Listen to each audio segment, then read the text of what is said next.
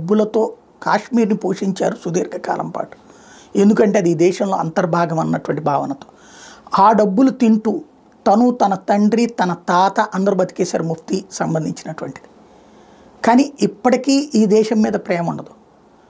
పోనీ పాకిస్తాన్ వెళ్ళి బతకచ్చు కదా, ఉండదు. ఇక్కడే బతకాలి. ఆ పాకిస్తాన్ కోసం పబ్లిక్గా రాజకీయ వ్యభిచారం చేయాలి. తాజాగా ఈ కాశ్మీర్లో పర్యటిస్తోంది ముఫ్తీ గారు.